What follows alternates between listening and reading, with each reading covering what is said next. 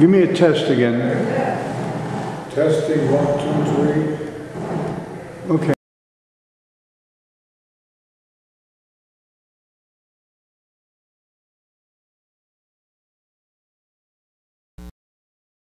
It's Wednesday, December 20th, I believe, 2011, and this is a Veterans Historical Project. And with me is Mr. Robert Clement, and I'm going to hand the microphone over to Robert right now. Robert, I understand you were born and raised in Clement, Ohio? That's correct. And where did you go to school, quickly? I went to Paul Revere was elementary, Nathan Hale was a junior high, and John Adams was a high school. Where did you live? What neighborhood did you live in? I lived off of Union Avenue, southeast Cleveland. And you went in the Army in 1943, of course. Were you married when you went in the Army? I got married on furlough. You married Helen Yeah. Speck, and that was in 1943. Yeah. Were you drafted in the Army, or did you enlist? I had enlisted in the Coast Guards originally, and there was a delay in me getting into the Coast Guards, so I just swung over and went over into the Army. And where did you have your basic training? I did my basic training at 3 places: Camp Barkley, Texas, the Mojave Desert, and Camp Locke, California. And what kind of training did you receive? Mostly medical training, litter bearers, ambulance drivers, setting up hospitals, setting up medical facilities of all types, because we had no weapons. And at some point in time, you left the United States for overseas service. Yes, I did. Now, do you recall what month and year that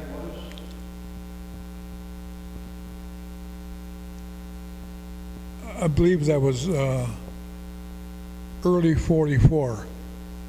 And that was the 31st Medical Group that you went overseas with? No, I went with another sergeant and two majors as an advanced detachment. We left from Fort Hamilton, Brooklyn, New York, and I sailed on the Queen Elizabeth. And was that to La Havre, France? I beg your pardon? Did you arrive in France? Is that your destination? Our destination, no. Our destination was originally East Liverpool, England, but the Germans were bombing East Liverpool, so the Queen Elizabeth went up to Scotland, and we got off in Scotland and took a train to London. And take me from there, what transpired after you arrived? After I arrived in London, Yeah, just tell me about your military service from that point out. well, our group went to Henley on the Thames River, and we didn't do too much training there anymore because we were already set up and trained. Then we were notified we were going to go to Weymouth, England, and we went the southern part of England to cross the Channel, and we were going to cross the Channel on a certain date, but the Germans were shelling Utah and Omaha beaches, and we weren't able to set up any medical facilities.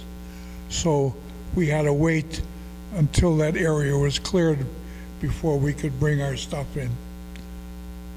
And once we arrived on the beach, then we were able to set up field hospitals and small medical field stations and so forth and so on.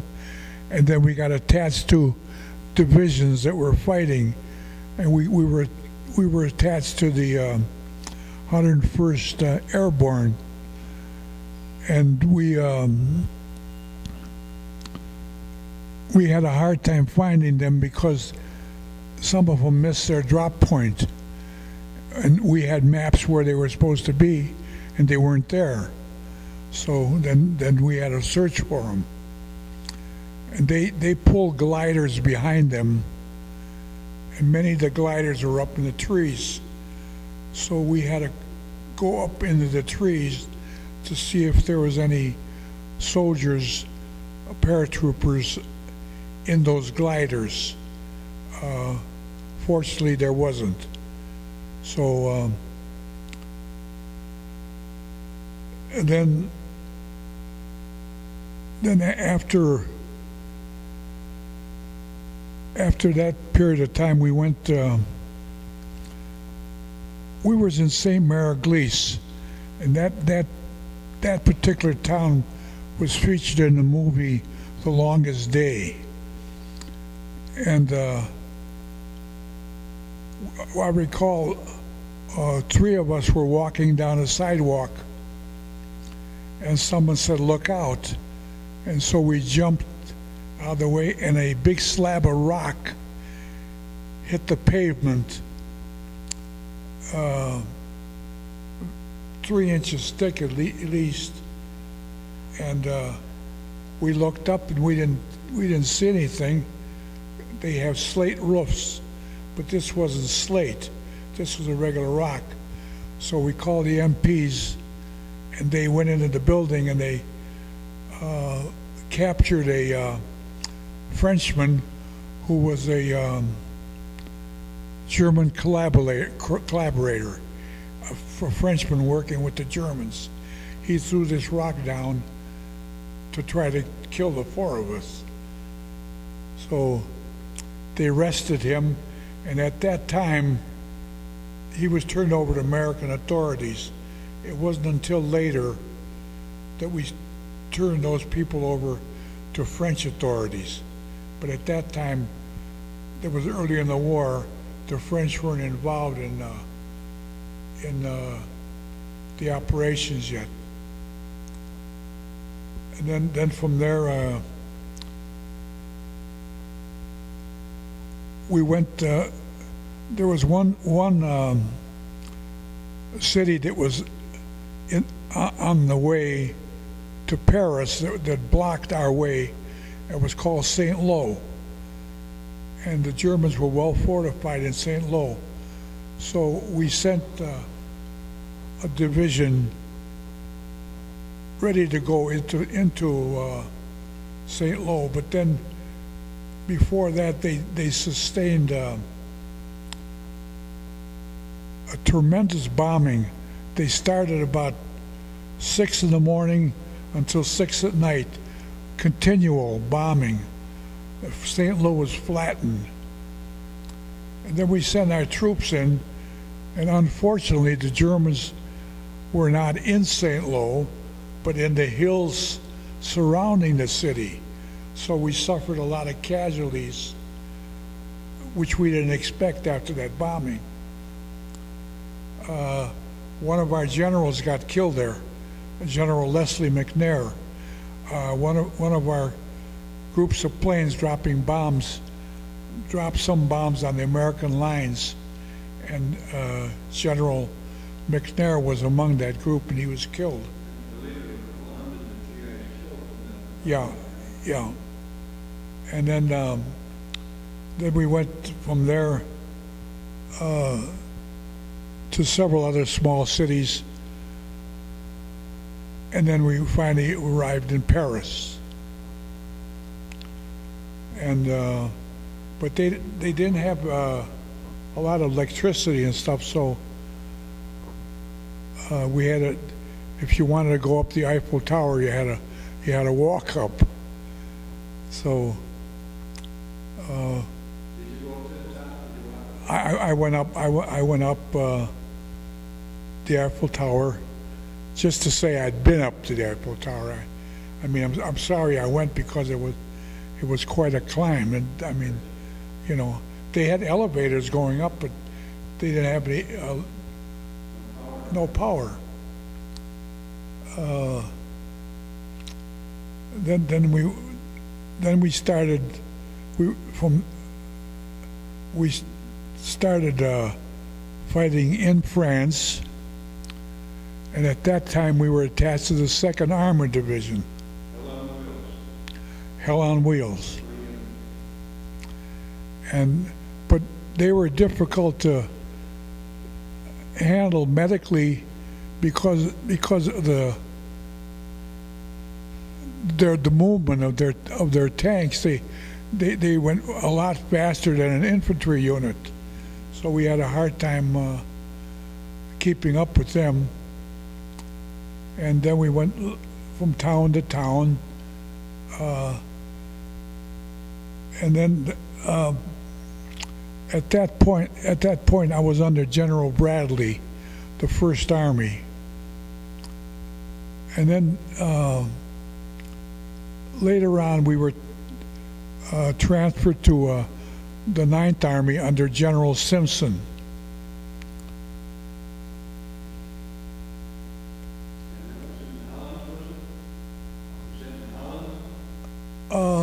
Belgium.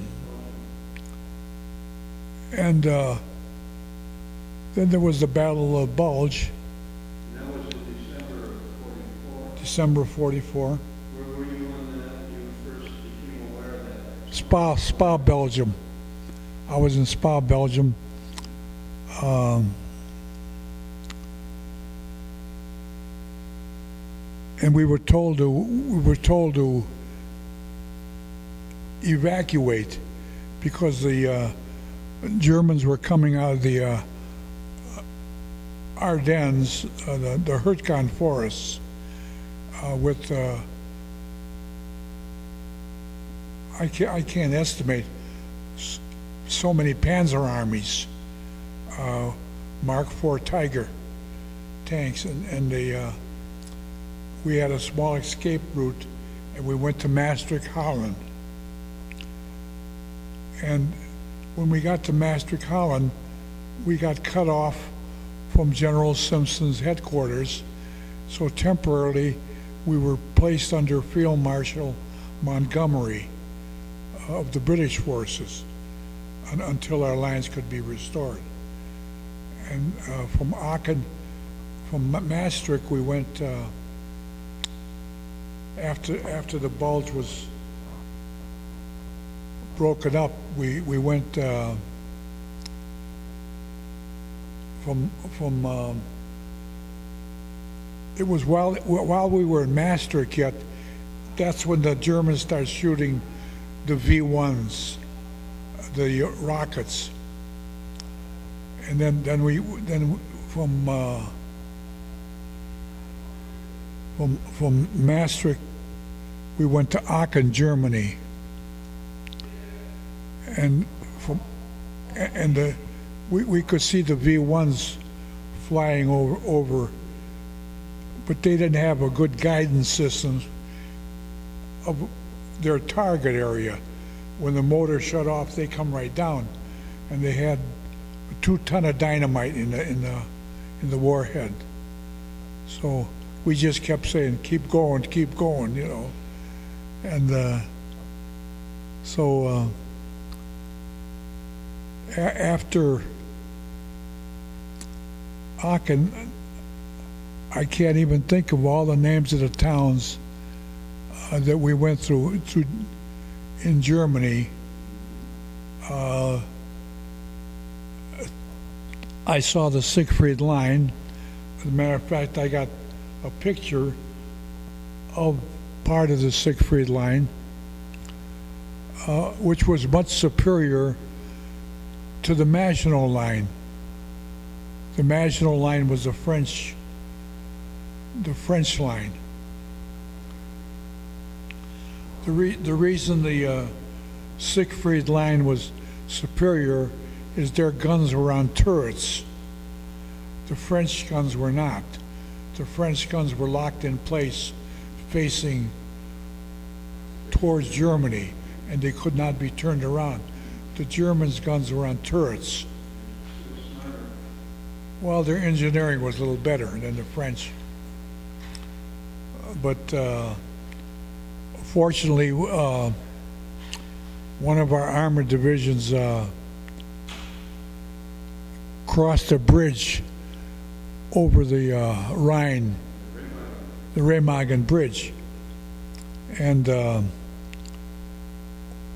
think that was the 9th Armored Division. beg your pardon? I think it was the 9th Armored Division. It was an armored division, yeah.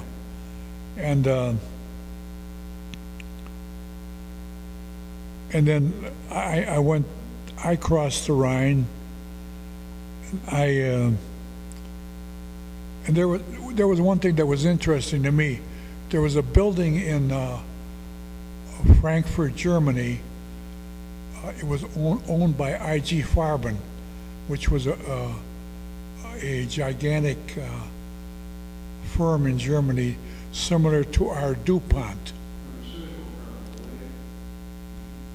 And they had the best office building in Europe. And Frankfurt was bombed pretty bad, except for that building. And I wondered why that building wasn't bombed. And I found out later that Eisenhower had given orders that that building was not to be bombed. He wanted to use it for his headquarters. Yeah. And then I went through Mannheim, Heidelberg. I kept going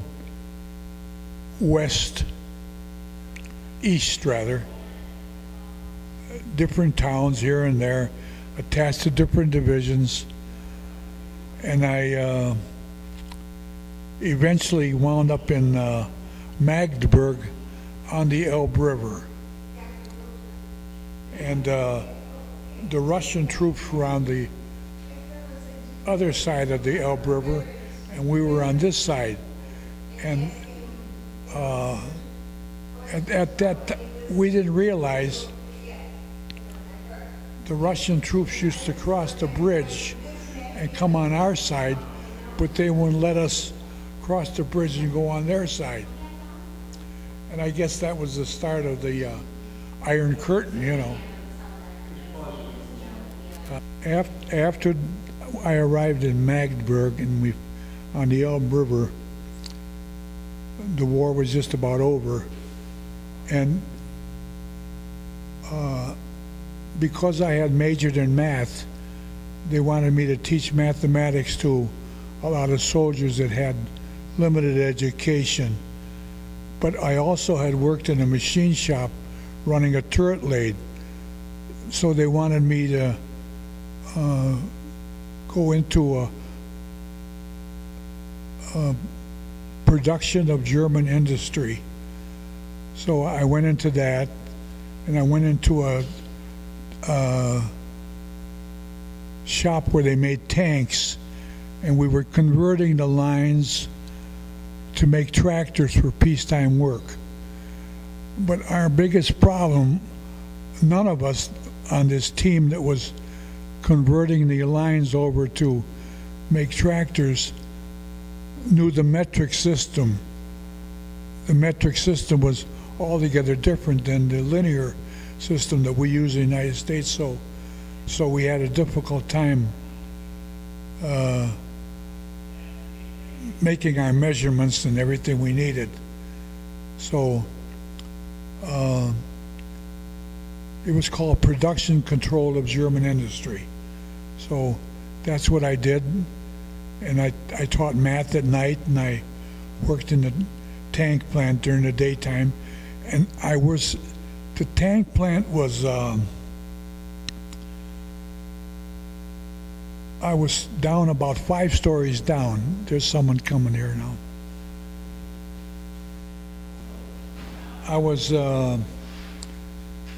I had to go down about 5 stories down underground, all cement. The tank plant was that deep down from bombing, you know. Yeah. Another thing I was interested in was the German Autobahn. What interested me was the Autobahn ran only one way, east and west. It didn't run north and south. And the reason for that was Germany's enemies was Russia on the east and France on the west. So the Autobahn ran in their directions. And the Autobahn had very, very thick layers of cement so that it would be able to handle heavy weight, and actually they could use their tanks. Their tanks could run on the Autobahn. They also used it for aircraft too, didn't they? Yeah. And I thought the engineering that the Germans had was quite superior to almost all of the European countries. They look like they weren't ready for anything. The other countries, but Germany was ready for, you know, for battle. Where were you when the war ended? You were on the Elbe River in the Maastricht, is that right? Yeah, I was in Magdeburg. And when did you come back to the States? You were in the Army of Occupation, weren't you? Yeah, I didn't come back to the States till December of '45. Back in Cleveland, your wife was waiting for you in children at that time? Did you have any children? Coming home? Yeah, before you came home? We left from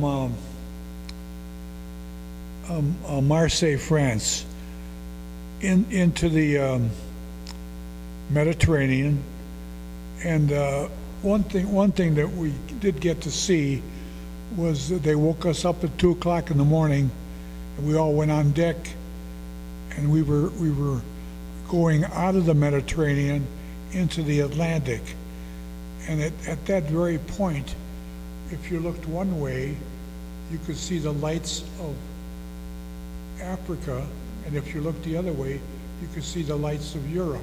So you could see 2 continents at the same time.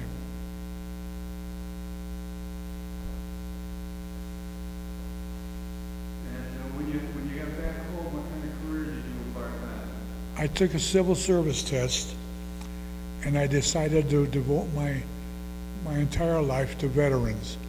I got a job with the Veterans Administration, and I worked there 37 years.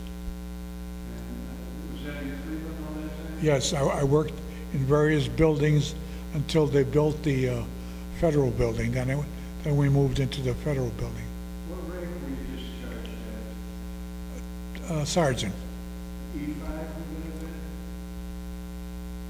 Like an E5 sergeant, buck sergeant? Yeah, 3 stripes, yeah. Yeah. Just like an inning, 3 up and 3 down. 3 up is a sergeant, and 3 up and 3 down is an inning. And your mom and dad was Charles. He was born in Austria-Hungary, you told me. Yeah, which was Czechoslovakia, really. And your mother was Anna Speck, SBEC, and she was born in Cleveland. She was born in Cleveland, yeah. The 2 brothers, Ralph was a Marine Corvette. Well, my brother Ralph actually was he was with Ohio's 37th Division, but they took a whole regiment out to augment the Marines. So they issued them Marine uniforms. So my brother fought in the Pacific with the Marines, not with. Now with the Buckeye Division on the Red Ball. Yeah, yeah. And then your son, your brother Charles, did not serve. No, he didn't serve you. And then you and Helen had two boys. Robert was a Vietnam vet and is passed and was buried in Richmond and in the vet cemetery. Yeah, yeah. And Glenn, who resides in Farm Heights. Yeah, right. And then were any girls in the family? No. Any daughters? No. Okay, and Bob was part of the headquarters 31st Medical Group in the regular Army. Let me go ahead and just read that from here if I could. Thank you. 31st Medical Headquarters, 31st Medical Group was constituted in the regular Army as the 31st Medical Regiment on 1 October 1933. The unit was activated 15 July 1942 at Camp Barkley, Texas. Headquarters and Headquarters Service Company, 31st Medical Group, was redesignated Headquarters and Headquarters Detachment.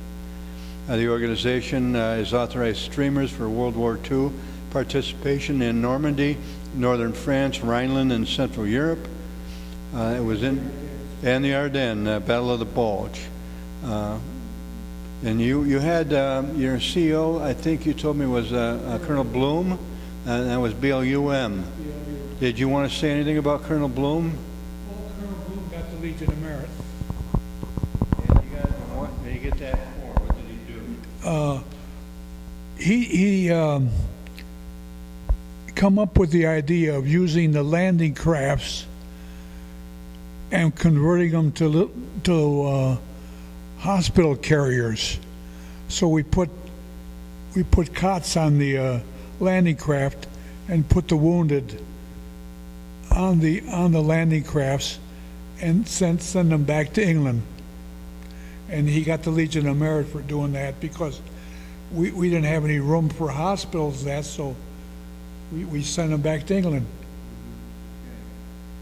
Okay. Anything else you'd like to add to the interview that perhaps you want to go on record for that I haven't thought to ask you? Well,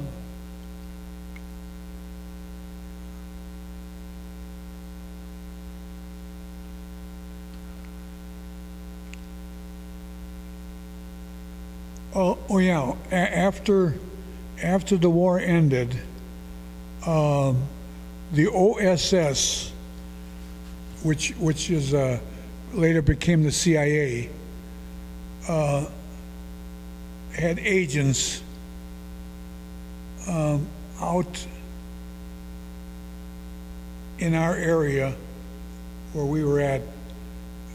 They were looking for Dr. Werner von Braun, the rocket scientist, and the Russians were trying to find him too, but we got him first and brought him back here, and then we sent him to Redstone Arsenal, and he devised the Saturn rocket and that. I went to Dr. Werner von Braun's headquarters, and I saw the silos where they shot the V1s and the V2s. They were concrete silos going up, Okay. Let's get this over to Helen. Come on over here, Helen. Now bring your chair over.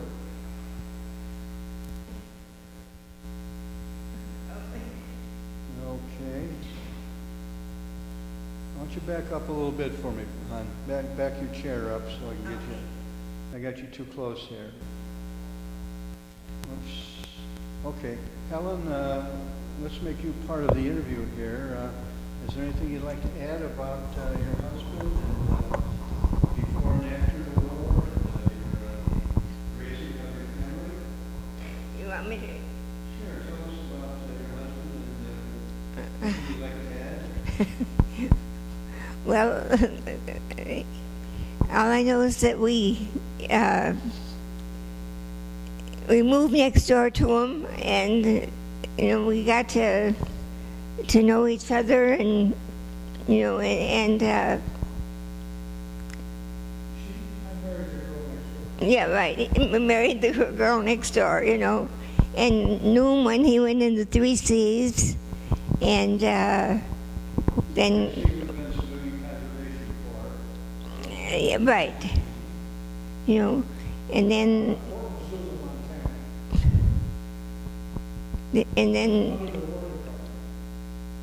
when he as we were going together, then became engaged, and then later on he went into the service, and while he was in the service and came home in November, we got married. And just like I say, worried, of course, when he was in overseas, and I worked and kept busy, and was thankful when he came home, and then raised our family, and yes, and here we are. Okay. Here we are today in 2011, and he's a survivor, and